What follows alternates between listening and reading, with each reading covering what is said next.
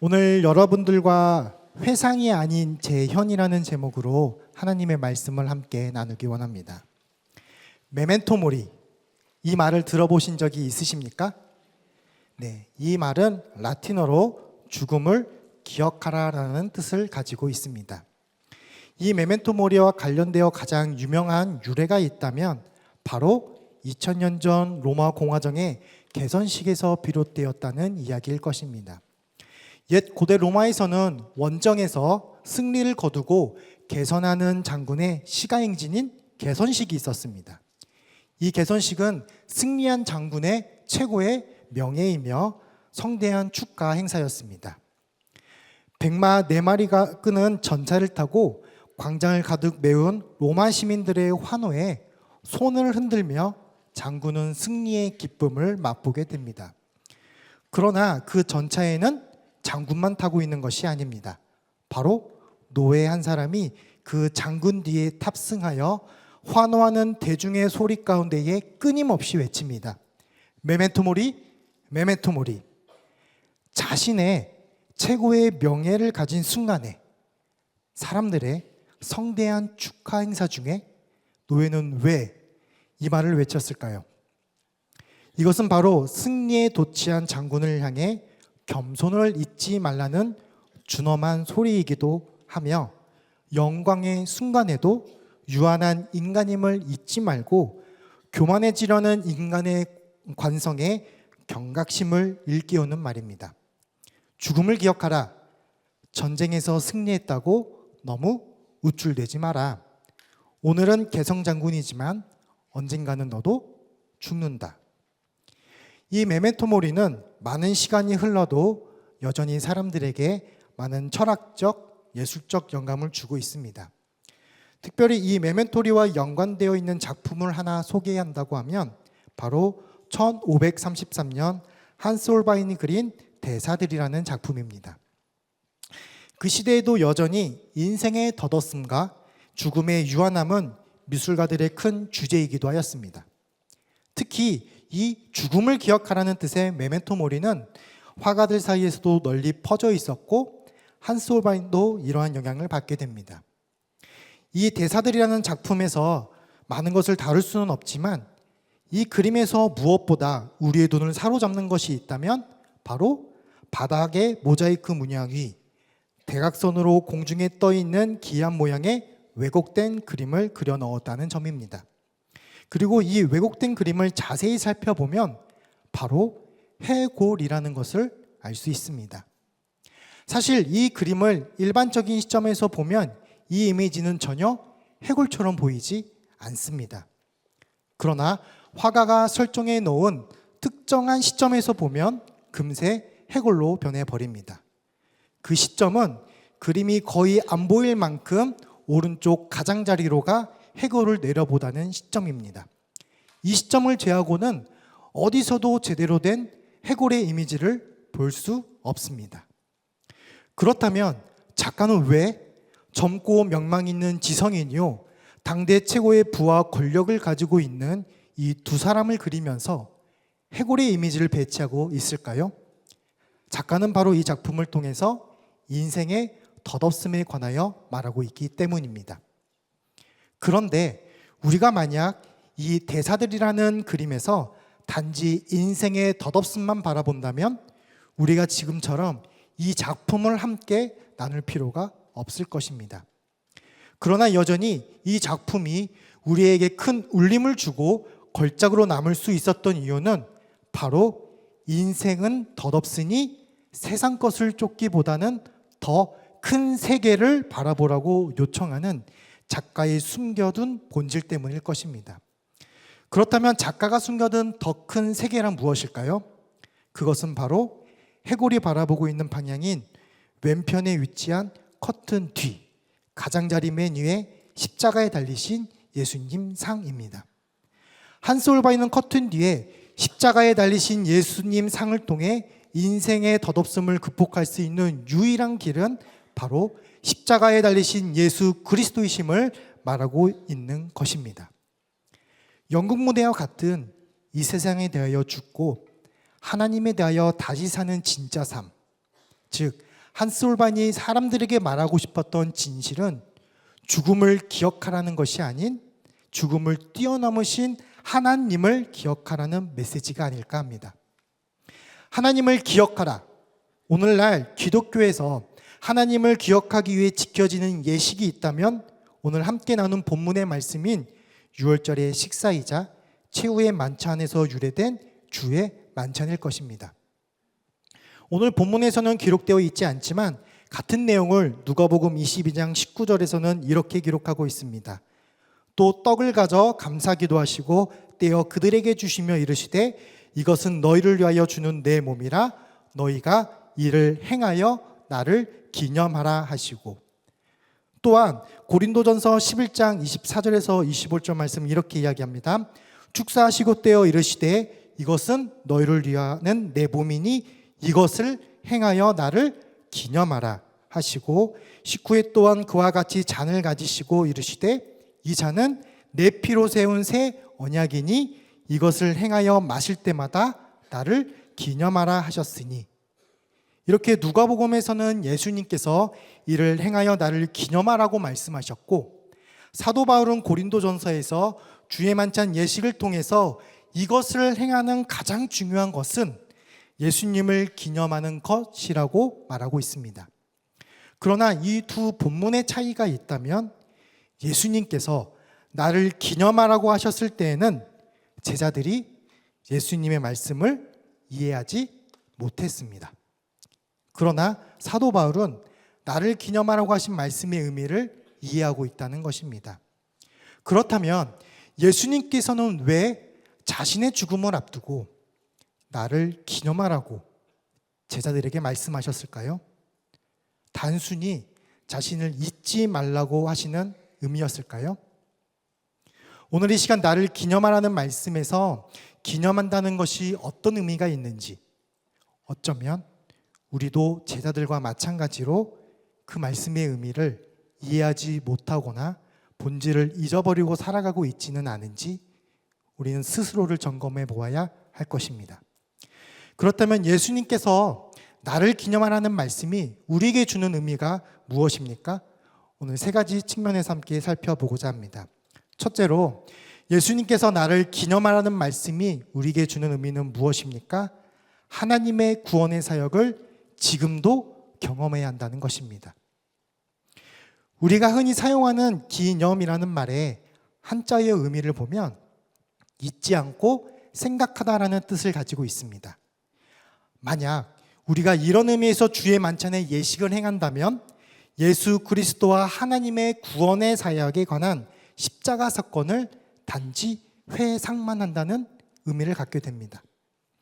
그러나 오늘 본문의 기념에 해당하는 헬라어는 아남네시스, 이 말은 단순히 우리말로 기념이라는 의미로 번역하기에는 부족한 부분이 있습니다.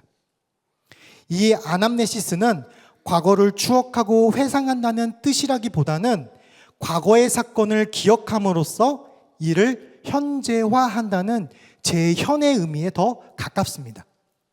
따라서 우리는 주의 만찬을 통해 지나간 사건을 기념하는 과거 지향적인 예식이라기보다는 과거와 동시에 현재에도 우리의 죄를 사하기 위해 하나님이신 예수님께서 친히 육신의 몸을 입고 오셔서 우리를 위해 대속물이 되어주신 그 사건을 경험하는 재현의 시간인 것입니다. 즉, 오늘 사는 우리에게도 예수 그리스도의 십자가 사건은 과거의 한 사건이 아니라 지금도 생생하고 의미 있는 현재 사건으로 변화되는 것이 바로 주의 만찬이 주는 의미일 것입니다. 사실 오늘 본문의 말씀을 더 깊이 이해하기 위해서는 우리는 먼저 유월절을 이해해야 합니다.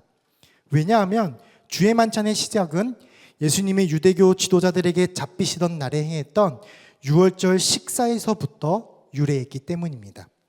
출애굽기 12장 14절에서 하나님께서는 모세와 아론에게 이렇게 말씀하셨습니다. 너희는 이 날을 기념하여 여호와의 절기를 삼아 영원한 규례로 대대로 지킬지니라. 이 날이 무엇입니까? 바로 유월절입니다.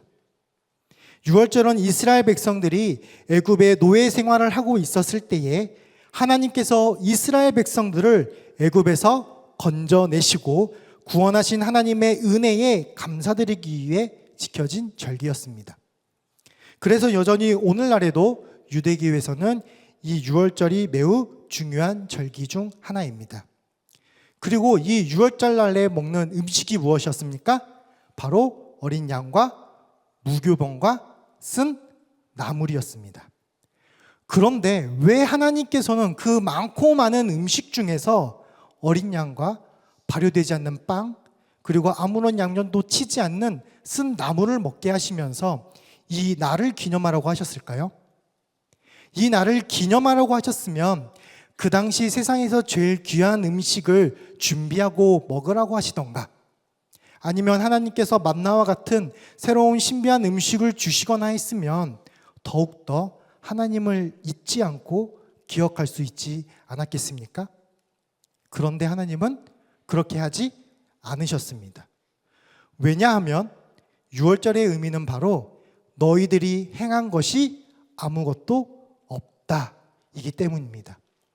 이것을 통해 하나님이 말씀하시는 것은 너희들이 행한 것이 아니라, 너희들의 수고와 애씀이 아니라 스스로 있는 나 하나님이 너희를 구원하셨다는 것을 말씀하시고 계신 것입니다.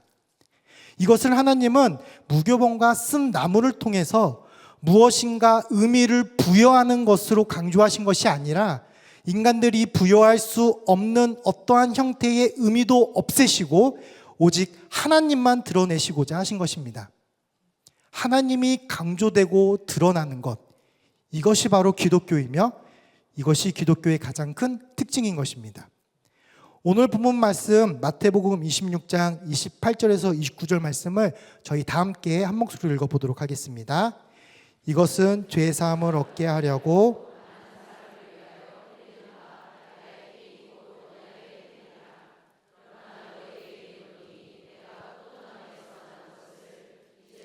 내 아버지 나라에서 새 것으로 너희와 함께 마시는 날까지 마시지 아니하리라 하시니라.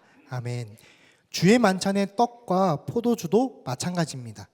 주의 만찬에서 사용한 떡과 포도주도 늘상 먹을 수 있는 음식이지 기념할 만큼의 음식의 가치를 지닌 음식은 아니었습니다. 그렇다면 우리는 유월절의 사건을 통해 주의 만찬에서 기념해야 될 것이 바로 하나님이라는 사실을 깨달아야만 합니다. 어떤 하나님이십니까? 예레미야 31장 31절에서 33절의 말씀인데요. 여호와의 말씀이니라. 보라, 날이 이르리니 내가 이스라엘의 집과 유다 집에 새 언약을 맺으리라. 이 언약은 내가 그들의 조상들의 손을 잡고 애굽 땅에서 인도하여 내던 날에 맺은 것과 같지 아니할 것은 내가 그들의 남편이 되었어도 그들이 내 언약을 깨뜨렸음이라. 여호와의 말씀이니라. 그러나 그날 후에 내가 이스라엘 집과 맺을 언약은 이러하니 곧 내가 나의 법을 그들의 속에 두며 그들의 마음에 기록하여 나는 그들의 하나님이 되고 그들은 내 백성이 될 것이라.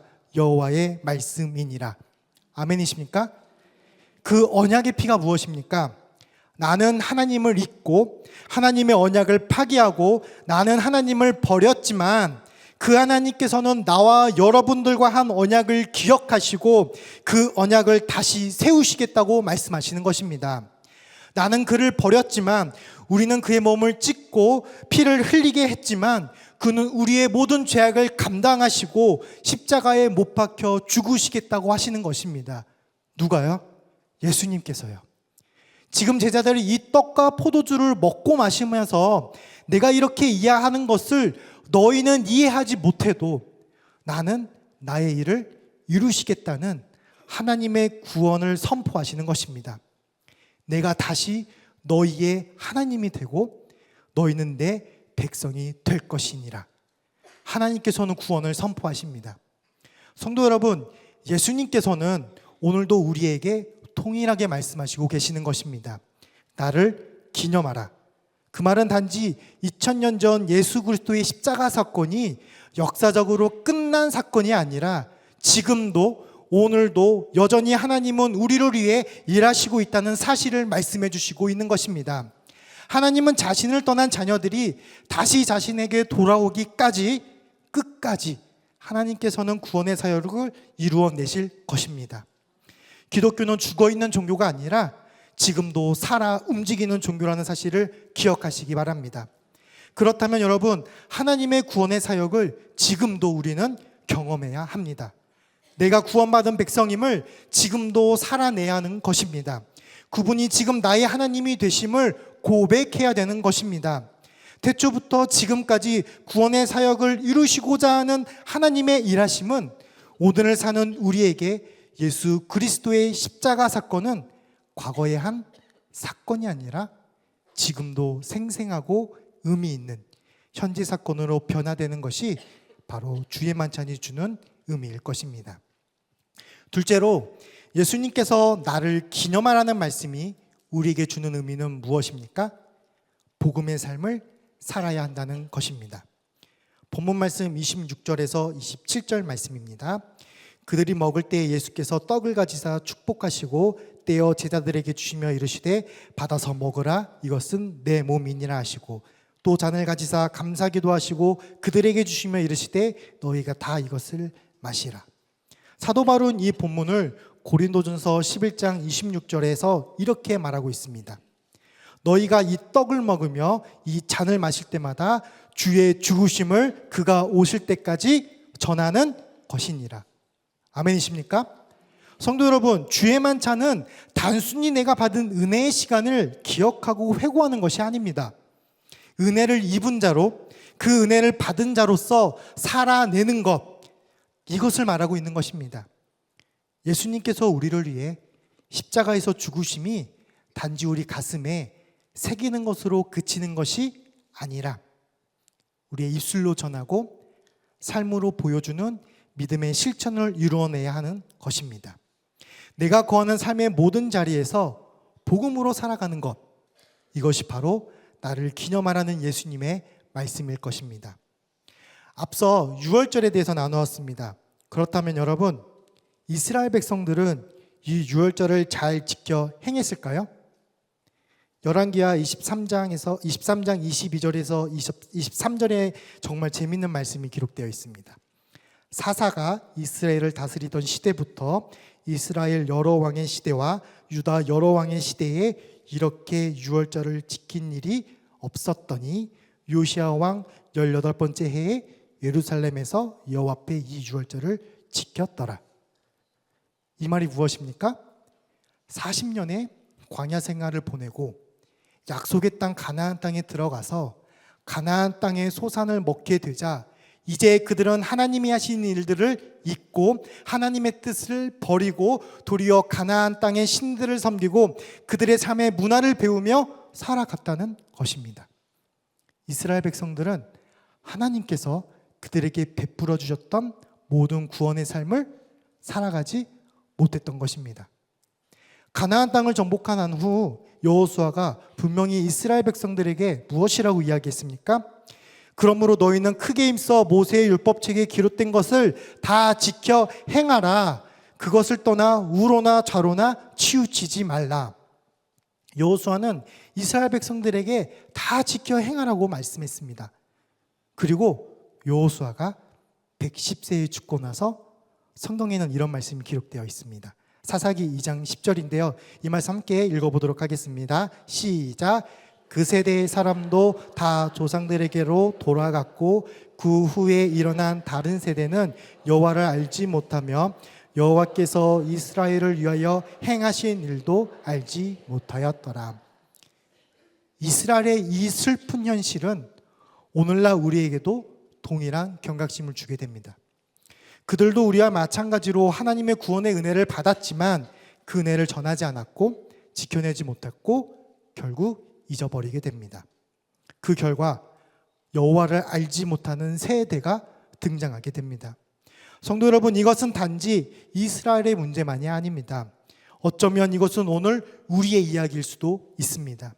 하나님께서는 이스라엘 백성들에게 지금 우리와 동일하게 매년 6월절에 음식을 나누며 이를 기념하라고 하셨습니다. 그러나 그들은 실패했습니다.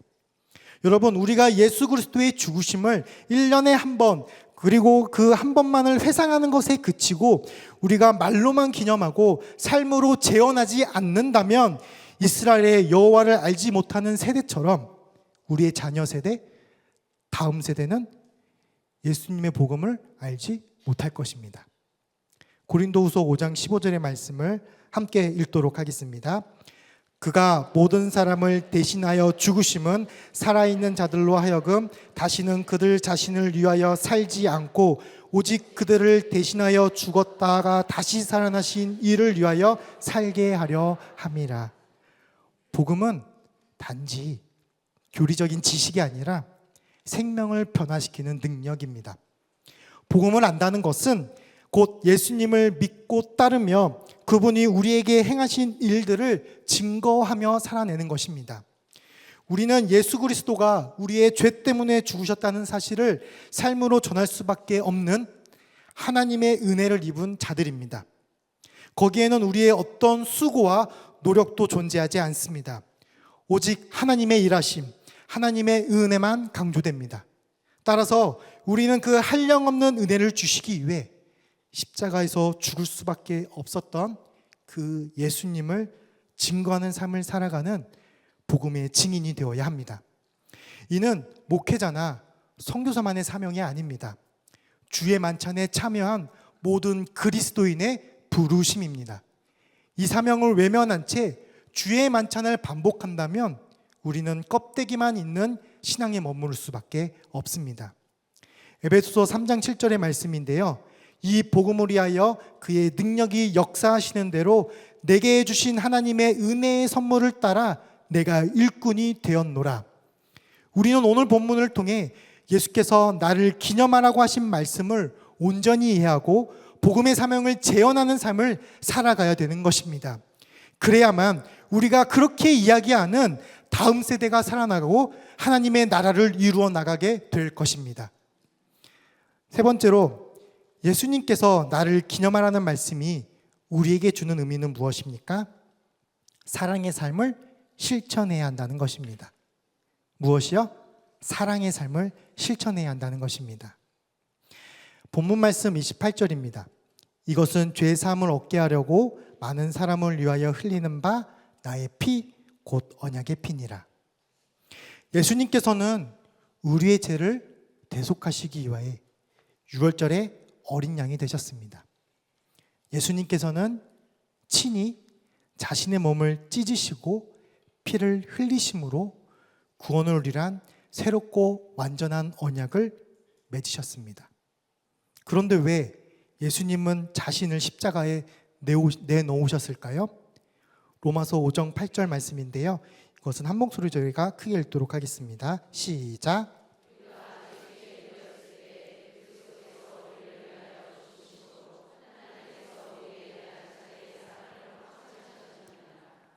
예수님께서 흘리신 피는 죄의 사함을 위한 피일 뿐만 아니라 자신을 대속물로 줄 수 있을 만큼 우리를 얼마나 깊이 사랑하셨는지를 보여주는 언약의 징표이기도 합니다.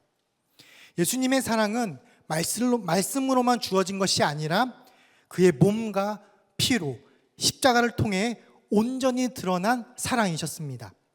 그렇다면 그 예수님이 죄인이 되었던 나를 사랑하신 것처럼 우리도 아직 하나님을 알지 못하는 자들, 하나님을 떠난 자들을 사랑해야 되지 않겠습니까? 나를 기념하라는 말씀 속에서 우리는 예수님의 사랑을 받은 자로서 그 사랑을 세상 속에서 실천해야 될 것입니다. 예수님의 십자가에서 보여주신 그 사랑은 무엇입니까? 바로 용서와 희생의 사랑, 인내와 이해의 사랑이었습니다. 용서와 희생의 사랑, 인내와 이해의 사랑. 누가복음 23장 34절에서 예수님께서는 십자가에서 이렇게 고백하십니다. 아버지여, 저들을 사하여 주옵소서. 자기들이 하는 것을 알지 못함이이다. 예수님의 사랑은 자기를 조롱하고 배신하여도 원수조차 품는 사랑이 예수님의 사랑이셨습니다. 이해하지 못하는 자를 대신에 먼저 용서하는 사랑이 예수님의 사랑이셨습니다. 세상에는 참 많습니다. 나를 아프게 하는 사람들, 배신한 사람들, 조롱과 멸시하는 사람들. 그런데 여러분, 세상이 똑같이 묘하고 세상처럼 똑같이 배신하고 세상처럼 똑같이 조롱하고 멸시한다면 세상이 변할까요? 만약 예수님께서 세상과 똑같이 옳고 그름을 따지시고 심판을 앞세우셨으면 우리가 예수님을 따를 이유가 있겠습니까? 예수님께서는 자신을 배신한 것을 알고 있음에도 불구하고 가룟 유다에게 떡을 떼어 주셨습니다. 자신의 목숨까지 내어놓을 정도로 예수님을 사랑하겠다고 자신 있게 고백했던 제자가 자신을 3번 부인할 것을 알고 있음에도 불구하고 그 제자의 발을 씻겨 주셨습니다.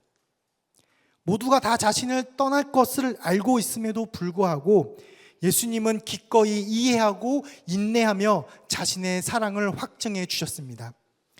세상은 우리가 얼마나 많은 말씀을 알고 있는지, 우리가 이곳에 얼마나 많은 사람들이 모이는지를 통해서 예수님을 바라보지 않습니다.